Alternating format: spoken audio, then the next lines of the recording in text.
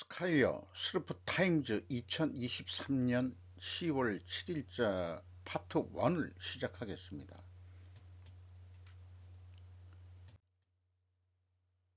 중국의 북한 식당들이 남한 식당들을 거부하고 있습니다. 이 제목을 봐서는 뭔 뜻인가 이해하기 어려웠는데 매슈 월시와 올리버 호담 기자가 AFP에서 보도한 내용입니다. 중국 북부 전역에서 평양이 운영하는 식당들이 자본주의 동포들을 위해 음식을 제공하는 것을 거부할 것이라고 말하는 가운데 해외에서 정통 북한 음식을 맛보기를 희망하는 한국인들은 운이 없을 수도 있습니다. 이렇게 돼 있네요. 중국과 동남아 곳곳에 산재해 있는 북한 식당들은 냉면이나 김치전과 같은 음식 재료들을 요리보다 신기함에 더 많은 관심이 많은 고객들에게 제공한다. 충성심을 위해 북한의 엘리트들로부터 직접 뽑은 여종업원들로 구성된, 그리고 종종 손님들을 위해 음악을 연주하는 그들은 평양의 주요 자금원이다. 이렇게 해서 북경인가 어디에 있는 건지 모르지만은 북한 식당에 두 여종업원인 것 같은데 문을 열려고 나가는 순서인지 여름에 찍힌 것 같습니다. BBQ? BBQ가 이게 BBQ라는 게 있고 조선식 불고기와 평양 음식의 진미를 맛볼 수 있습니다 해놓고 1층 식당홀 앉은 방이라고 되어 있는데요. 2층은 개별 불고기 방, 뭐 이렇게 또 소개를 하고 있습니다. 그런데 뭐 우리나라 그 남한에서도 평양냉면, 함흥냉면 다 먹을 수 있고, 또 북한의 음식이 6.25 전쟁을 통해 가지고 북한 분들이 한국에 그 대거 월남을 해서 북한 음식의 맛이 전수가 됐고, 남한에서도 충분히 북한 음식을 우리는 지금 즐기고 있다고 생각하는데, 일부 그 전문가들은 전문가기보다도 일본 아니 그 일부 그 북한 출신들은 말을 하기를 그 전 세대가 서울에서의 그 냉면 국물 맛은 조미료 맛이지, 진짜 그 밋밋하고 그런 그 조미료 안 쓴 그런 그 평양 물냉면이나 뭐 비빔냉면의 맛은 실질적으로는 좀 틀리다, 이렇게 또 얘기하기도 하는 얘기를 들었습니다. 직접 언제 뭐 먹어봤어야죠 제가. 그렇습니다만은 그래도 제가 그 젊었을 때, 지금도 그렇지만은 한경도 그 또순이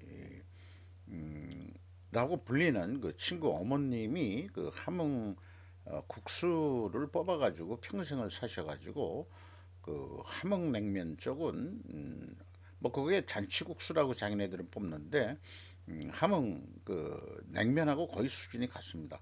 또 그런 맛을 보고 또 북한식 식혜 이런 거에 비벼 먹으면 그 거기다가 이제 참기름 딱 조금 발라주면은 아주 뭐 그 끝내주는 맛을 느낄 수 있었습니다. 7%까지 치솟은 주담대 금리, 시세 박스권에 갇힌 양상될 것. 백윤미 기자, 조선비즈 보도 내용입니다.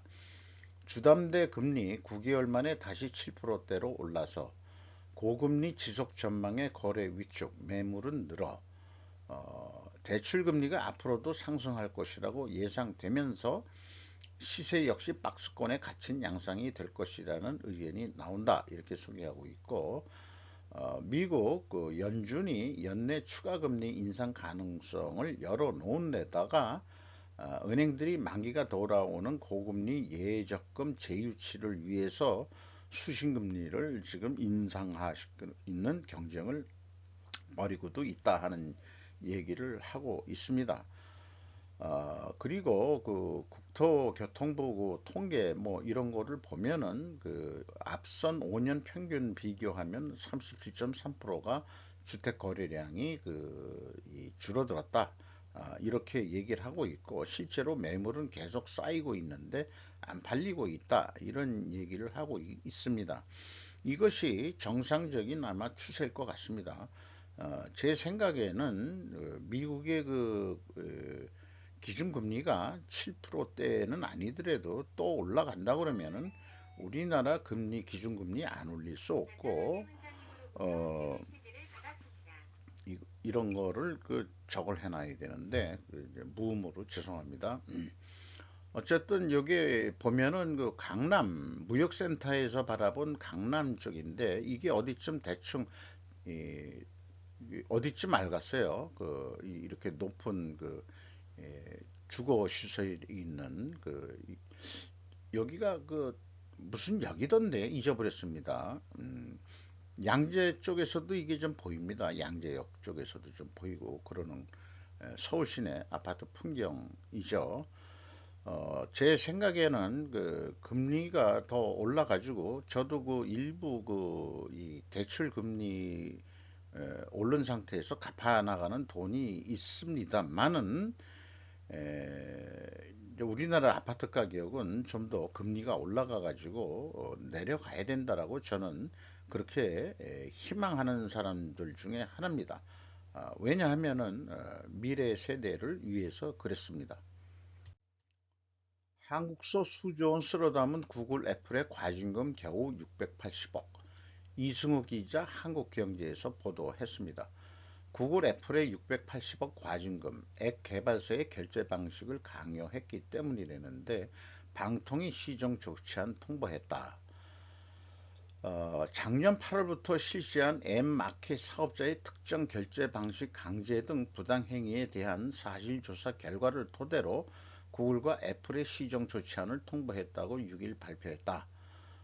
구글 갑질방지법 무용지물, 구글 애플은 정부 시정 명령에 반발, 뭐 이렇게 소개를 하고 있고요.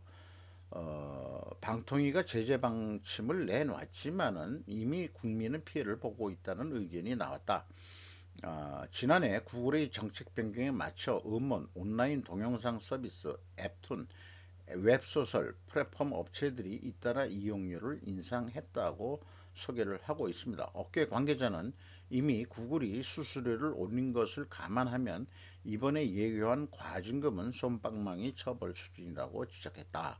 해가지고 구글과 애플 앱 내 결제 관련 주요 타임라인으로 쭉 발생한 시간대별로 쭉 소개를 하고 있습니다. 뭐 별로 관심이 없었어요. 없었는데 이런 뉴스를 보면서 어저께 제가 구글 코리아 2022년도 결산 분석을 해 봤는데, 위에 뭐 경영평가 지표보다도 어, 자기네들이 매출 채권에 대해서 정의한 것을 보면은 정상적인 영업 과정에서 판매된 재화나 용역에 대하여 고객이 지불해야 할 금액, 이렇게 정의를 내리고 있고, 매입 채무는 무담보 및 무이자이며 일반적으로 30일 내지 90일 조건으로 결제를 한다 라고 소개를 하고 있습니다. 그런데 연간 매출채권 회전율이 0.9회전이에요. 그리고 매입 채무 회전율은 0.7회전입니다. 일반적으로 수금 속도보다는 지급 속도가 느린 것이 정상이긴 합니다만은, 1년에 자기 매출 채권을 1회전도 수금을 못한다는 것은 문제가 있는 거죠. 그리고 매입 채무에 대해서도 돈을 엄청 늦게 주고 있다, 그런 얘기도 되는 건데, 그래서 이 구글 코리아 거를 보면서 제가 느끼는 게 그렇습니다. 인앱이라고도 표현하고 앱 내 결제 방식 정책은 매출 채권 및 매입 채무 회전율 속도가 매우 느린 것을 개선하려던 것 아니었을까라고 구글 입장이나 입장을 두둔하는 것 같은 견해를 결국 내보낼 의견을 낼 수밖에 없는데, 이런 통계로 봐가지고는 이런 것은 사업도 아니다. 돈을 이렇게 늦게 받아가지고 어디 이게 사업이라고 할 수 있겠냐. 뭐 3,400 몇억 했는데 실제 뭐 10조 원대다 뭐 이렇게 얘기하고 있는데, 글쎄요. 그것은 어저께 또 그 싱가포르의 매출이 일어나는 그런 글로벌에서 그런 게 이제 법인세 절감을 위한 이 어떤 트랜스퍼 이런 성격의 그 정책이기 때문에, 또한 어저께 이 국회에서 불성실 답변을 했다는 이 구글 코리아 사장에 대해서 성토를 했대는데, 외국계 기업은 CEO라 하더라도 돈 문제에 대해서는 전혀 권한이 없다는 것도 소개를 해드렸습니다. 바이든 국경장벽 탄 발언으로 동맹국 기절. 라파엘 베르날 더 힐에서 보도를 했네요. 자, 그 트럼프 대통령이 추진했던 그 멕시코 국경 쪽 장벽을 세우는 거에 대해서 바이든 대통령이 이번 주 민주당이 오랫동안 비난해온 국경 장벽 건설을 진전시키기로 한 결정은 동맹국들과 이민 옹호자들에게 충격을 주었다. 놀라운 반전은 행정부 관리들이 의회 히스패닉 코커스 CHC라고 하네요. 의원들과 이민 옹호자들이 참석한 가운데 국회의사당에서 열린 이민 원탁회의에 참석한 지 불과 며칠 만에 이루어졌다. 이런 얘기고요. 트럼프 전 대통령은 목요일 트루스 소셜에 글을 올려 자기가 만든 그 트루스라는 거죠. 진실이라는 거겠죠. 트루.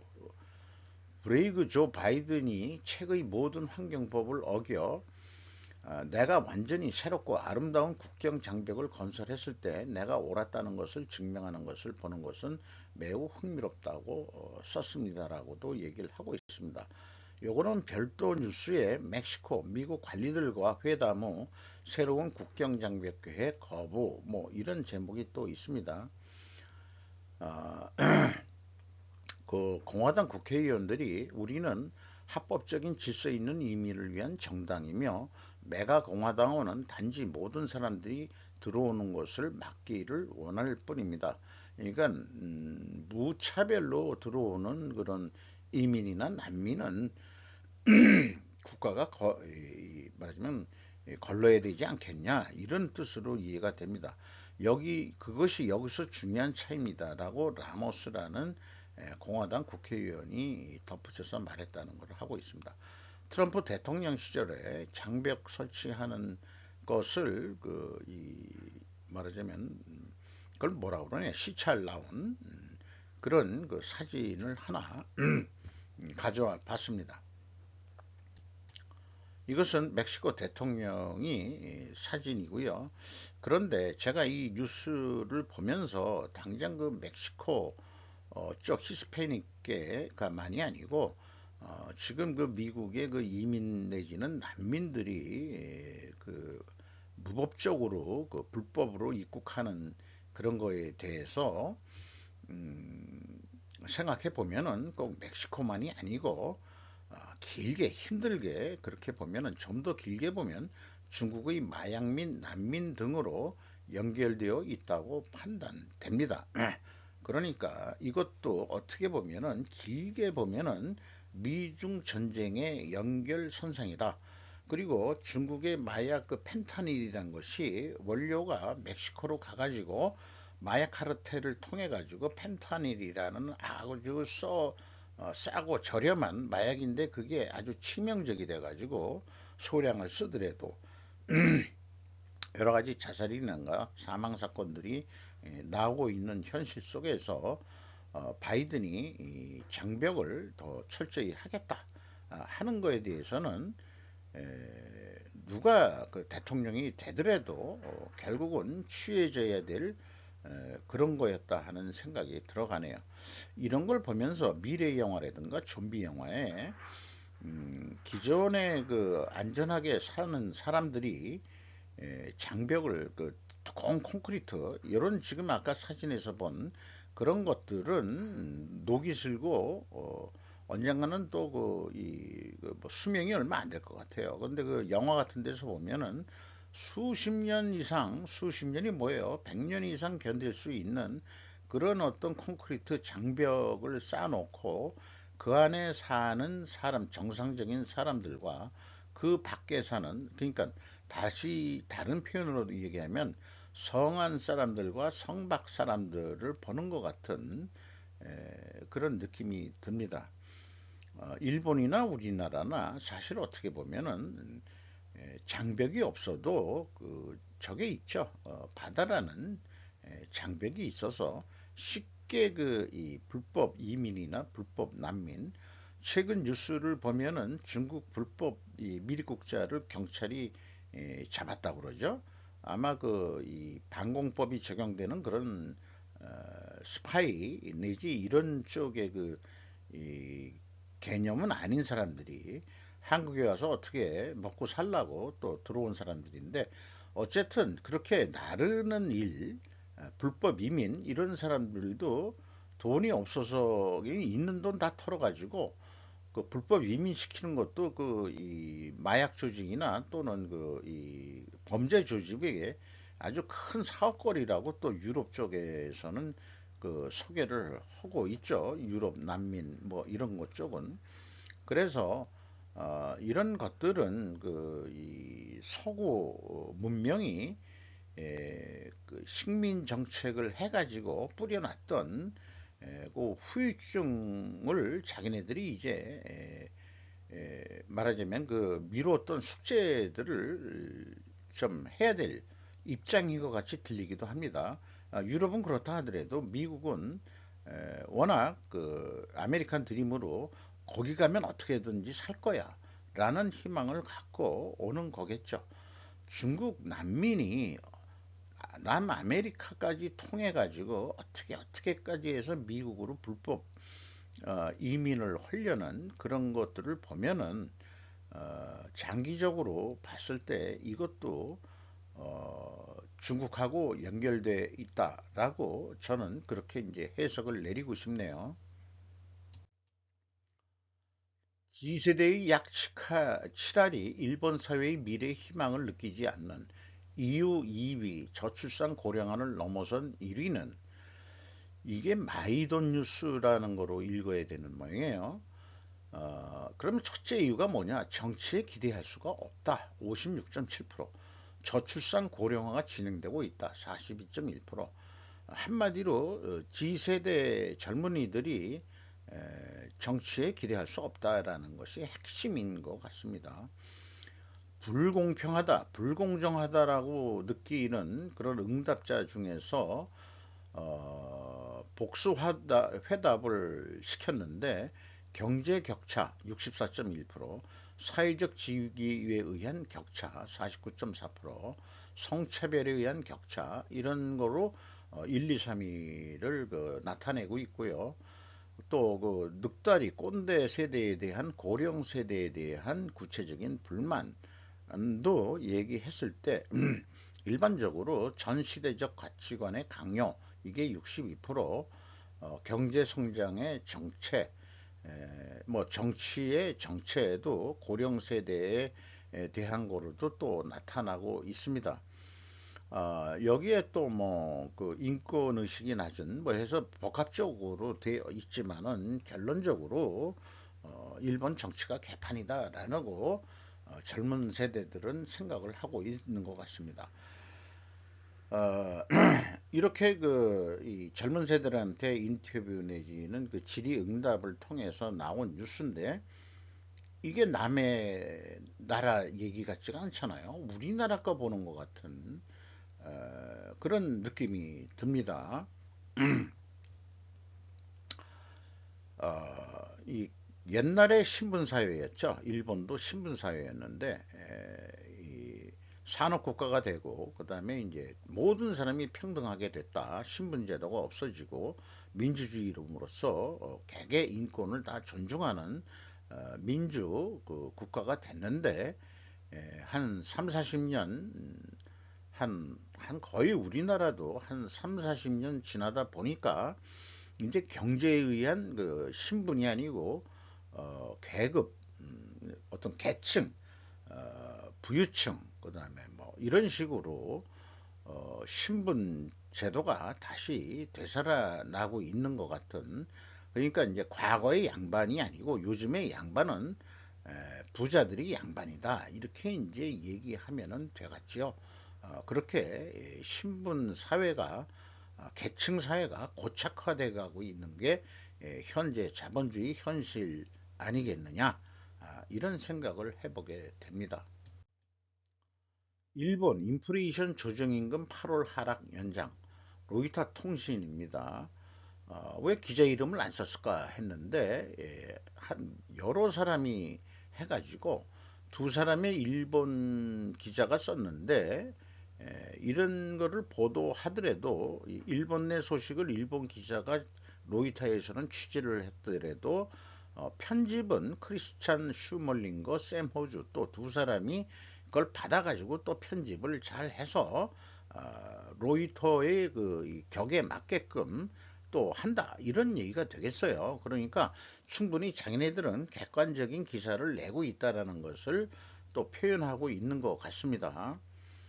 지속적인 가격 인상이 급여를 계속 앞지르면서 금요일 정부 자료에 따르면 일본의 8월 실질 임금은 17개월 연속 감소했습니다. 자, 얘네들 그 우리나라처럼 통계 조작은 안 하죠? 네, 이게 선진국입니다. 다른 거 없어요. 네. 그래서 그 30년 만에 그 임금이 최고로 많이 올랐다는데 물가가 더 올라서 실질 임금은 떨어졌시다, 지금 그 얘기를 고백하는 거 아니에요. 참 이런 것들이 매우 중요한 뉴스라고 생각을 합니다.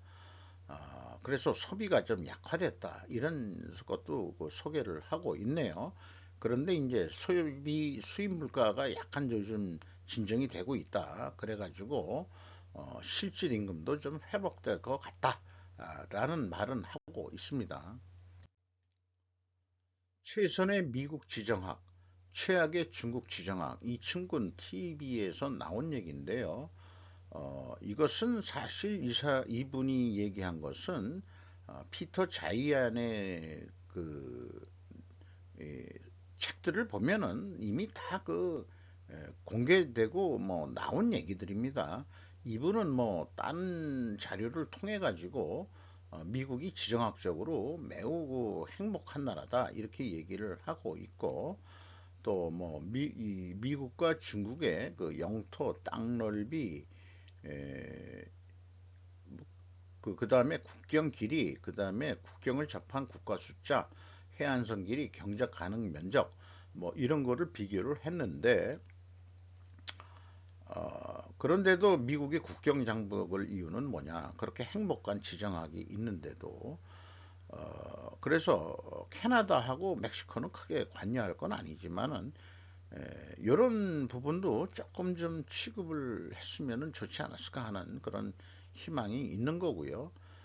여기 참 그 중요한 주장이 있습니다. 미국은 중국 주변 국가들을 모두 미국 친구로 만드는 작업을 진행하고 있다. 중국을 견제하기 위해서다. 북한을 미국 편으로 만든다면 미국의 중국 포위 작전은 완성될 것이다. 제 표현으로는 소련처럼 중국 해체, 이렇게 될 때가 그날 한반도는 통일되는 날 아닐까. 다 포위했다고 통일되냐? 그건 아닐 수도 있다. 나는 중국이 해체돼 가지고 북경 정부가 힘이 약화돼서 신장 위구르 독립하고 티베트 독립하고 홍콩 남쪽에 있는데 또 그 이 홍콩 배우 이번에 와가지고 얘기를 했죠. 자유가 없다. 정부 통제를 너무 받는다. 영화를 만드는데도. 독립하고 그다음에 뭐 제일 중요한 건 우리 그 만주죠. 만주 독립하고, 그 내몽고도 있죠. 내몽고도 독립하고. 그래서 이 중국은, 중국 한족은 옛날 양짜강에서 농사 짓던 아들 그 정도 수준으로 그냥 살아라.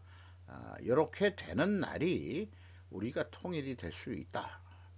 만주까지 먹을래는지 안 먹을래는지 그거는 모르는 일이고요.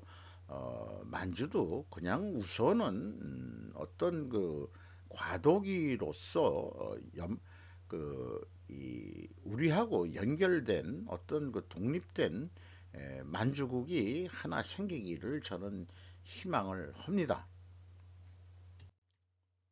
그리고 이 석유 얘기를 했어요. 호르무즈 해협인데 미국이 쭉 이제까지 지키고 있었는데 여기에서 표현이 한국, 일본, 중국의 상선들은 누굴 믿고 세계의 바다를 돌아다녀야 하는가 이렇게 표현했는데 제 얘기는 이미 한국은 미국의 세일가스를 엄청 많이 수입해 주고 있는 거로 알고 있습니다. 그러니까 미국이 한국을 좋아하는 거죠. 이게 문정부 때 그런 게 시시했어도 민간 기업들은 알아서 겼어요. 알아서. 그래가지고 그 이 세일가스를 들어와서 뭘 그걸 쓰려고 그러면은 약간 그 이 연료 그 태우는 그런 설비들을 조금 그 개조를 해야 된다는 얘기도 조금 들었습니다. 뭔가 그 미국 세일가스하고 그동안에 중동에서 들어오는 천연가스하고 약간 그 성분이나 뭐 여러 가지 조금씩 다르겠죠. 그래가지고 중동산에 다 맞춰져 있던 그런 어떤 정유 시설이라든지 발전 시설이라든지 여기에 조금씩 뭔가 손을 봐야 된다.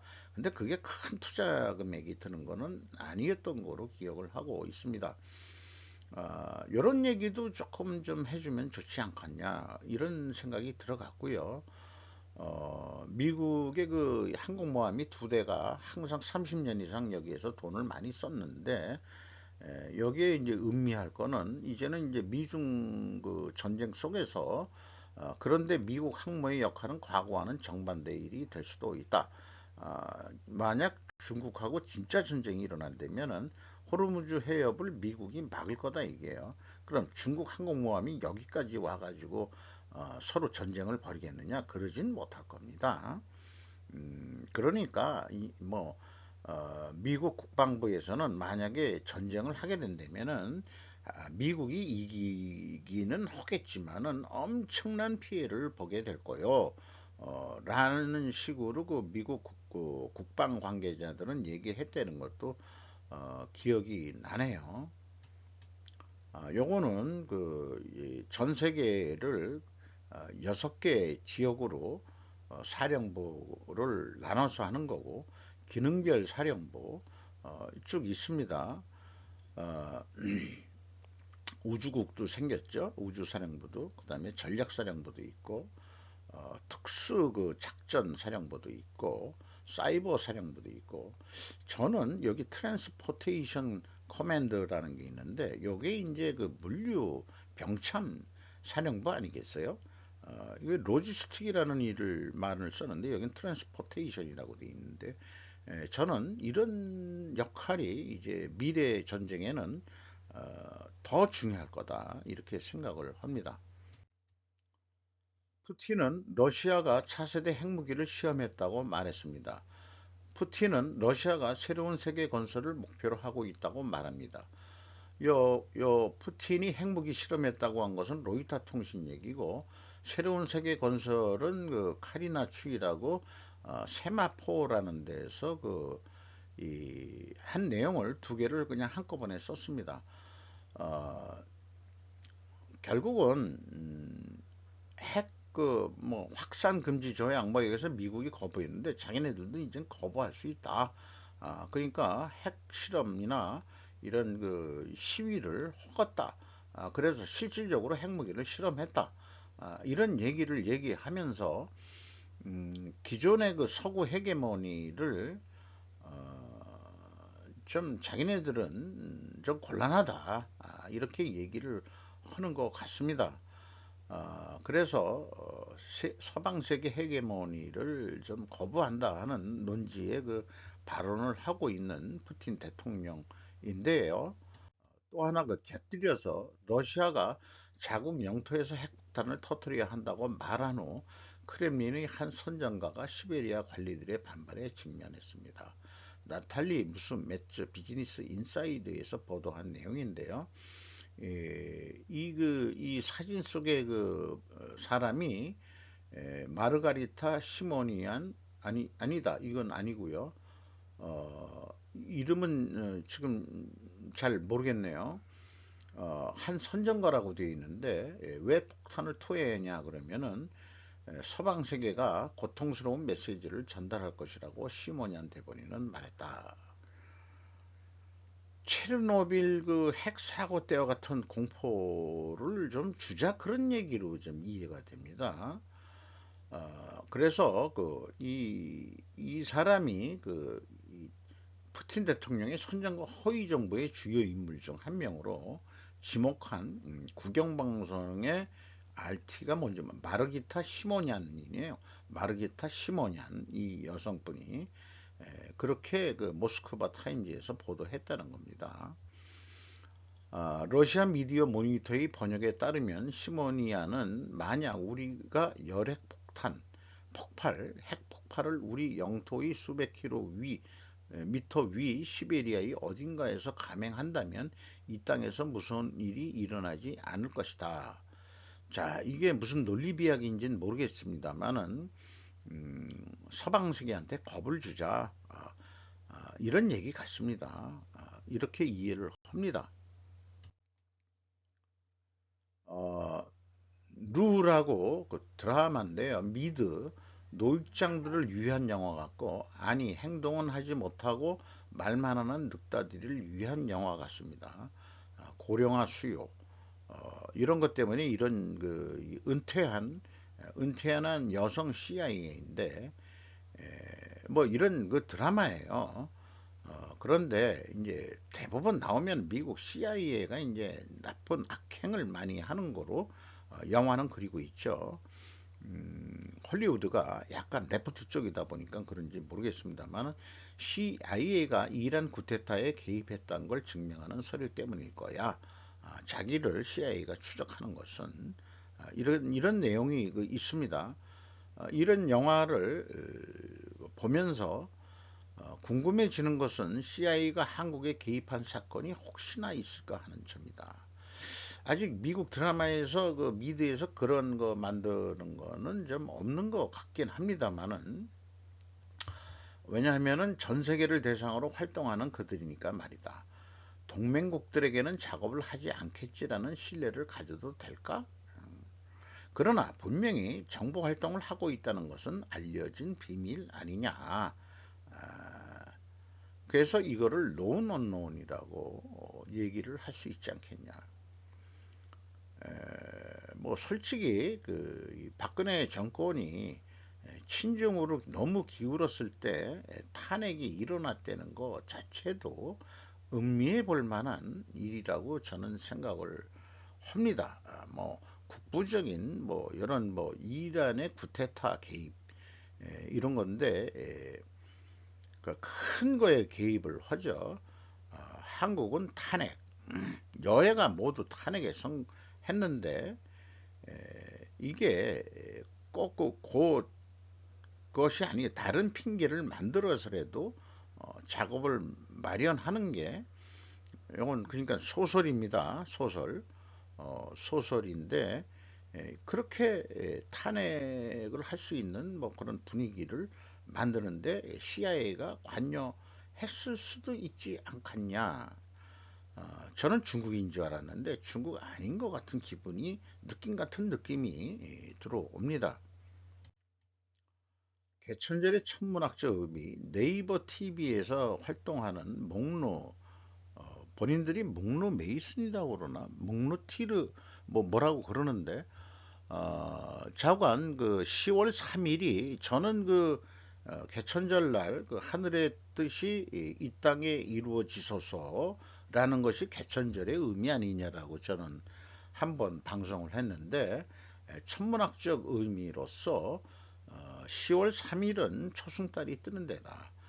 그게 역사적 고대사를 보면은 대구 문화, 대문구 문화 유적, 아사달, 문양, 팽이형, 토기, 이런 식으로 해서 여기에 이제 그 그림이 있는 게 옛날에 그 각골 문자 보다 최소 1000년 이상 빠른 그런 건데, 이게 아침 단자라는 거예요. 태양이 있고 요게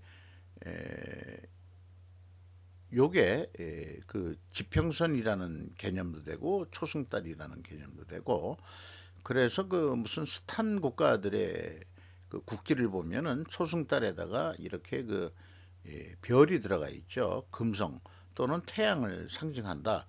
뭐 이렇게 되어 있는데, 그래서 개천절은 초승달 때다 하는 것을 얘기를 하고 있고, 이런 것도 이제 그 몽골의 그 국기 문양 에서도 그 있고, 이게 이제 1월 오봉도를 그 상징하는 것 같은 똑같은 정신들이 쭉그 공유해 오고 있다. 고대의 어떤 그 이 천문 철학들이.